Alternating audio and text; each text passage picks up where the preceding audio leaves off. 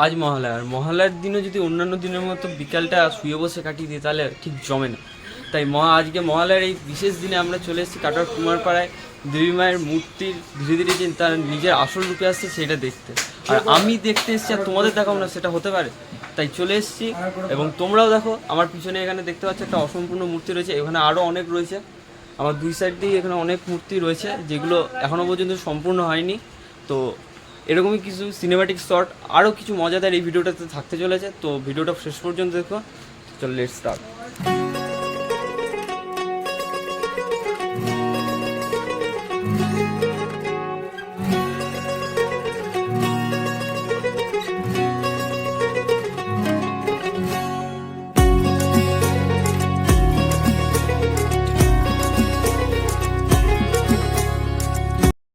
তো গাইস, তোমরা এখানে এই যে ঠাকুরটা দেখতে পাচ্ছ, এই ঠাকুরটা পুরোপুরি কমপ্লিট, বাট এটা পুরো সিঙ্গেল ঠাকুর। এখানে মানে লক্ষ্মী, গণেশ, সরস্বতী এইগুলো আলাদা। আর সবথেকে বেশি যেটা মজাদার লাগলো, এটা হলো আমাদের মহিষাসুর, যেটা এখন তো দাঁতটা পরিষ্কারই আছে, মানে মুখটা পরিষ্কারই আছে, বাট যে দশমীর দিন এইখানটাতেই পুরো সন্দেশটা পুড়ে দেওয়া হবে এর মুখে।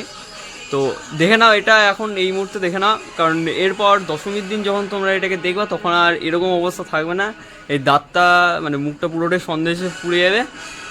আর সিংহটা এখানটায় দেখতে পাচ্ছ, সিংহের সব থেকে যেটা ভালো লাগলো কিশোরটা দেখতে পাচ্ছ, মানে চুলগুলোকে আলাদা লেভেলের ডিজাইন করে। এই ঠাকুরটা আগের বারও দেখেছিলাম, আর এটা এখানেই বেশি দেখা যায়, এই আমরা যেখানটা এখন রয়েছি যে পালে ইয়েতে।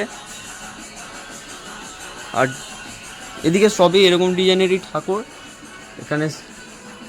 আর এইগুলো এখানে যেগুলো দেখছো, এইগুলো স্পেশালি বাড়ির পুজোর জন্য তোমাদের অ্যাটাচ করা, সব একসাথে এক ইয়েতে।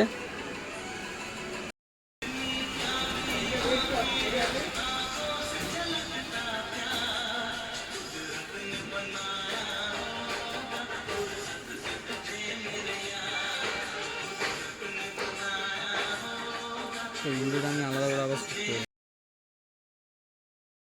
তা কত বছর ধরে তাহলে এইখানে রয়েছে, এই কাজ করছো? কত বছর ঠাকুর বানানোর জন্য বানাচ্ছি আমি মোটামুটি ক্লাস 10 থেকে বাবার সঙ্গে কাজ করতাম। তারপর আস্তে আস্তে বাবার কাছে সব কিছু শিখতাম, তারপর এখানে সেখানে বাইরে যাওয়া। মানে কাটোয়াতে, তোমার বাড়ি কাটোয়াতে তো নাকি? আমার বাড়ি কাটোয়াতেই, মানে এই শহরেই বটে কিন্তু অন্য জায়গায়, বিজয়। আমি তো এখানে লোকালে তো কাজ করতাম না, আমি বাইরে কাজ করতাম, গুজরাট, বোম্বে, তারপর আসানসোল। তোমার দুর্গাপুজো, কাটোয়ার মধ্যে দুর্গাপুজো বেশি অর্ডার আছে না কার্তিক পুজো বেশি অর্ডার আছে? ও এমনি কি বলতো, যে ধরো দুর্গাপুজো তো এমনি আমাদের বাঙালিদের মধ্যে ভালো, এমনি ঠিক আছে, কিন্তু অর্ডার প্রতি বলতে তোমার এখানেও ঠিক আছে, বাইরে তো আরও ভালো। না মানে কাটোয়াতে দুর্গাপুজোর বেশি অর্ডার আছে না কার্তিক পুজোতে তোমার? কার্তিক পুজো তো অর্ডার তো বটেই, অবশ্যই আছে সব জায়গাতেই। আর এবার পুজোতে ধরো, পুজো অর্ডার বলতে কী বোঝায় আমি তোমাকে বলি, যে ধরো যাকে যেখানেই ঠাকুর বানাচ্ছে, যেখানেই তোমাদের ইয়ে থাকবে, সে অর্ডার সব জায়গাতেই বেশি বেশি আসে।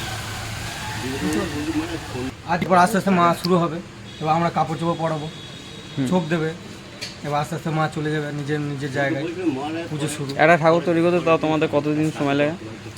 যদি একজনা তৈরি করে তা মোটামুটি তার 10-15 দিন তো লাগবেই।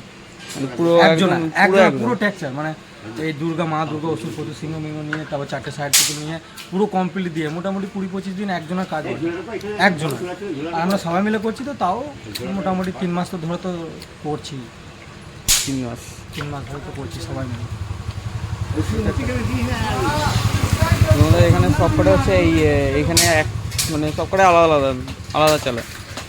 এবার ধরো সব তো যে যেরকম সাজের নেবে, যে যেরকম গেট আপের নেবে, সেরকম তার সেরকম আলাদাভাবে গেট আপের তৈরি হবে।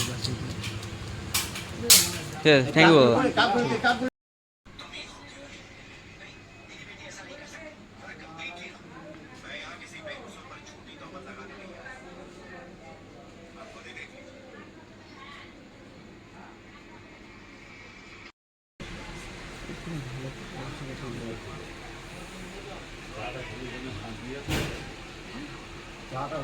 সর